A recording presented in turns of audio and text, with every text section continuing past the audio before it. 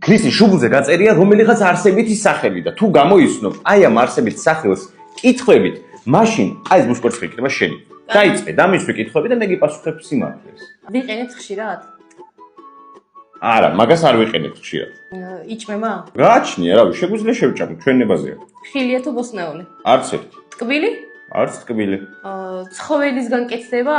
აი მაგალითად კვერცხს დებს, ან ყველი ან რაღაც ეგეთი. არა, არაფერი ეგეთი არ არის. ხელში გვიკავია ხოლმე? ზოგადად არ გვიკავია ხელში, მაგრამ შეგვიძლია რომ დავიჭიროთ. მიწაში იზრდება თუ ხეზე იზრდება? არც ერთი.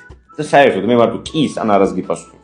სულიერია, არასულიერი რა არის კაცო? ზოგადად სულიერი მარტო ადამიანია, ამიტომ სულიერი არ არის. ცხოველია? არა. ფრინველი? კი. წყერი არის? წყერი. წერი რატო გადაწყვიტე? არა. ხათამი? არა.